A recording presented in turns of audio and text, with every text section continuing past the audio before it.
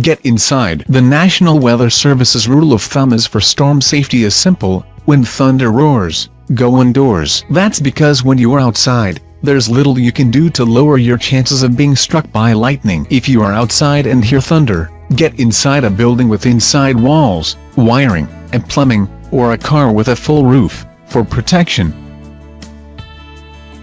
Pair like Ben Franklin. If you want to deal with lightning before it strikes, consider hiring an experienced contractor familiar with lightning protection systems. These consist of metal lightning rods on the roof that send a lightning strike into the ground and away from your home. Know before a storm strikes if there's metal meshing in the concrete of your basement. If there is, you shouldn't have contact with that area during a storm. Lightning can enter your home through a direct strike, the ground, or plumbing and wiring. Stay away from windows, washers and dryers, TVs, stay out of the shower or tub, and stay off the phone. Surge protectors won't protect your electronics, so unplug them before a storm strikes. And remember, chatting it up may pass the time, but talking on the phone is the most common scenario for most indoor lightning injuries.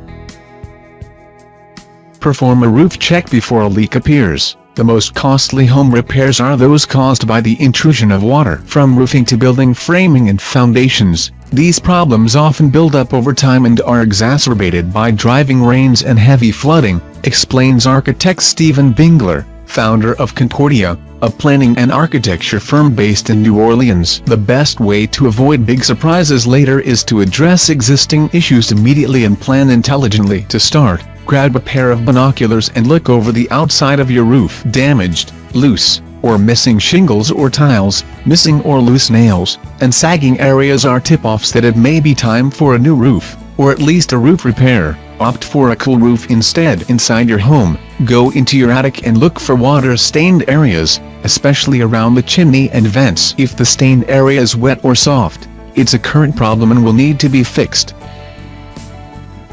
Make water flow away. The first and most important principle is to be certain that all ground surfaces are sloping down and away from the building, says Bingler. After that, the water can be channeled to lower-lying streets or stormwater sewers. If you notice that land slopes toward your home, contact a trusted contractor with experience in flood mitigation to avoid a serious and costly washout in your home. An especially eco-friendly way to manage stormwater is to replace as much as your turf-style lawn as you can with native plants and permeable surfaces, like gravel or sand, that soak rainwater into the ground. All grass lawns can create as much rainwater runoff as concrete. For the more ambitious homeowner, rainwater coming from roof gutters and downspouts can be channeled to underground stormwater detention basins or rain barrels and cisterns. To create a detention basin, dig a deep hole and fill it with 2 to 3 inch size gravel, and then cover the top with soil. The size of the basin should be calculated to accommodate the projected worst-case stormwater volume, which can be easily calculated by a local engineer, says Bingler. These basins hold the rainwater and let it slowly soak into the soil, instead of flooding your basement. Plant thirsty native plants and trees. The basin can also be elongated into a deep trench, with a perforated pipe, known in many places as a French drain, at the bottom. The trench can extend many feet around the house and be fed by the downspouts coming down from the roof gutters. It's a great way to keep your landscaping well watered. In my own home, where my wife is an avid gardener, we extended fingers from the circular trench out into the landscape, so when it rains the plants are delighted to get their water from top down as well as bottom up sources, Bingler says. The plants and trees, particularly native ones that do well without much fuss from you, can soak up gallons of water a day, and later transpire it back into the atmosphere. It is a nifty system that can make the most of stormwater management with many benefits all around, Bingler adds.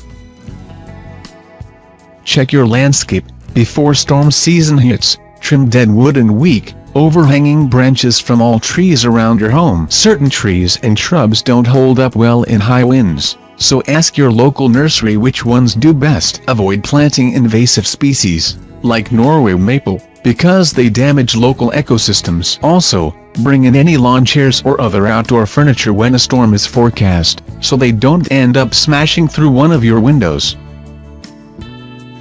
Cover and reinforce. If you live in a place prone to hurricane-force winds, you should either install commercial shutters, or prepare 5/8" plywood panels to cover your windows in the event of a hurricane warning. You can download free plans to show you how to prep the plywood, but it's important to buy these materials before a storm nears, because many hardware stores sell out fast when high winds appear in the forecast. Garage doors are often the first thing to be ripped from a home when hurricane-force winds strike, so make sure you reinforce them as well. Find a safe room. If you don't live in an evacuation zone or a mobile home, or if your local authorities aren't instructing you to leave, it's important to have a safe room ready when strong winds approach. Stay inside and away from windows and glass door, and make sure all interior doors are closed. If things quiet down for a while, it's still important to stay away from the windows. It could be the eye of the storm, and winds could quickly whip up again. The Federal Emergency Management Agency says it's best to stay in a small interior room, closet, or hallway on the lowest level of the house. Know what to turn off. Sometimes authorities will instruct residents to turn off utilities, but if not, crank up your refrigerator to the coldest setting and keep the door closed. This will keep perishable items fresh as long as possible in case the power goes out. Also, turn off propane tanks to reduce the chance of a fire. Fill your tub with water so you can clean and flush the toilets, in case your water source is cut off. Create an emergency kit. It's also important to create a family emergency kit to have on hand in the event of serious weather. Here's what you should include in it: battery-operated NOAA weather radio, cash, in small bills, and credit cards. Some ATMs won't work in the middle of a disaster.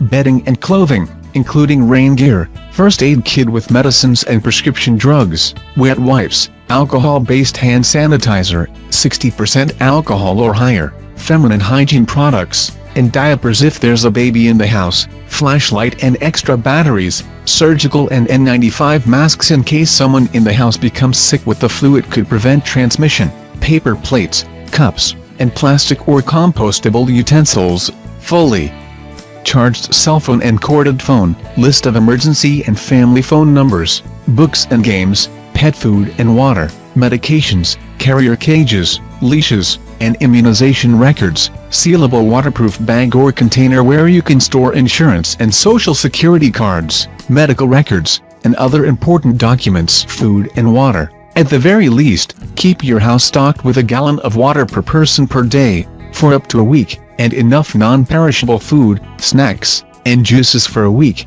Don't forget the manual can opener. Store them in coolers so they can be quickly loaded into a vehicle if you need to evacuate. Make sure your car always has a full tank of gas if evacuation due to severe weather is a fact of life in your area.